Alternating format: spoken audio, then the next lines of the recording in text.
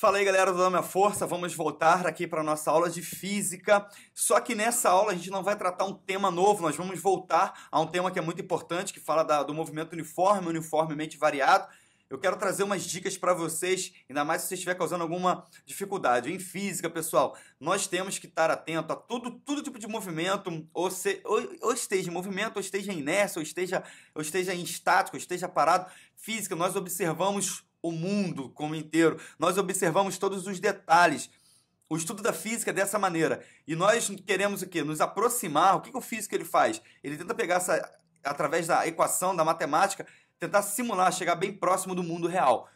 Então eu quero trazer aqui algumas dicas para que vocês não errem as questões do Enem e não façam confusão, porque realmente são muitas equações e nós temos que tratar essas equações com muito carinho.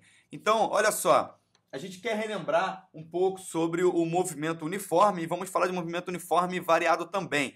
Galera, a minha dica é o seguinte: quando você estiver fazendo exercício de movimento uniforme, pegue uma outra folha, coloque todas as equações em um quadrinho e diga quem é quem.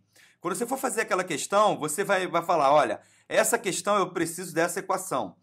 Essa questão eu preciso da outra equação. E coloque ali. Vocês com isso, o que vocês vão estar treinando? As equações que são mais utilizadas, aquelas que a gente mais trabalha.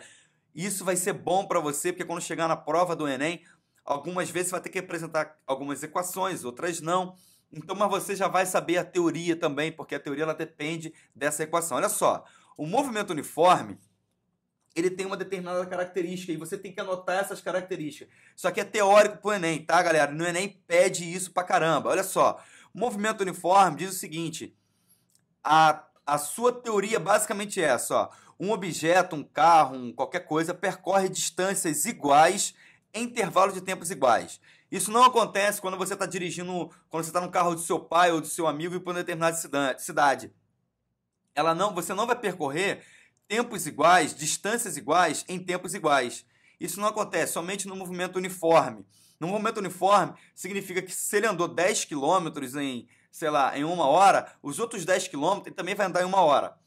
Ele não varia, a velocidade não varia, ou seja, a sua velocidade ela é constante, porém ela é diferente de zero. Então o movimento uniforme, para definir, percorre distâncias iguais em intervalos de tempos iguais. Tranquilo? A sua equação é apresentada da seguinte maneira. Velocidade é ΔS sobre ΔT. Vamos lembrar quem é delta? Pessoal, quando você vê ΔS, significa que é a distância final menos a distância inicial. Dessa forma, a gente consegue chegar na equação famosa equação do sorvete. Pessoal, grava essa equação como assim, ó. Sorvete, tá bom? Eu boto com T mudo. Então, olha só. Como é que essa equação veio parar aqui? Foi somente uma operação matemática. Deixa eu fazer aqui. Ficou assim. V é igual a S menos S inicial sobre T. Tudo bem? Só estou fazendo isso aqui para te apresentar. Então, ficou VT é igual a S menos S inicial. Isso aqui está negativo, vou passar para lá positivo. Então, ficou S inicial mais VT é igual a S final. Está aqui. A equação do sorvete. Essas são as duas equações. E o que você tem que saber? Essa equação, o gráfico dessa equação é um gráfico linear. Nós temos lá, acho que na semana 2, como cai no Enem e gráficos da física, gráficos do Enem, alguma coisa assim. Vai lá dar uma olhada. Ó, gráfico linear é isso aqui. Isso é um gráfico linear. Ele pode estar assim, ele também pode estar assim. Deixa eu fazer do lado aqui. Ele pode estar assim, ele pode ser um gráfico constante, tá bom? Essa é a análise que tem que ter, essa é a equação do movimento uniforme, o movimento uniforme e a parte teórica é basicamente isso. Não tem muito o que falar, não tem muito o que errar. Olhou, é facilzinho de matar, facilzinho de entender, tá bom? Só que agora eu quero apresentar para vocês um macete. Pessoal, isso aqui é um macete mesmo. Unidades te entregam equações. Prestem atenção nisso aqui, por favor. Velocidade, qual é a unidade de velocidade? Vamos lá, metros por segundo, certo? Ou quilômetros por hora. Eu quero te dizer que unidades te entregam a equação. Olha só, o que é quilômetro? Quilômetros está relacionado a quem? A distância. Ou seja, a ΔS. Hora, segundo, está relacionado a quem? Vou botar aqui segundo. Está relacionado a tempo. Se está relacionado a tempo, é T. Hora está relacionada a tempo. Se está relacionada a tempo, é T. Então, se você chega lá na sua prova e você encontra, está com dúvidas, você sempre, se você tiver uma resposta lá que esteja falando sobre velocidade e as unidades estejam erradas, se você encontrar lá quilômetro por hora, quem é isso? Velocidade. Isso nós vamos ver ao longo do curso de Física. A cada vez que a gente for pegando um tema novo, a gente vai apresentar essas questões de que unidades te entregam a equação. Se você olhar quilômetro por hora, você não lembra a equação, você sabe que quilômetro é distância, hora é tempo. Logo, qual é a equação da velocidade? ΔS sobre ΔT. Por quê? ΔS é distância, é quilômetro, é metro.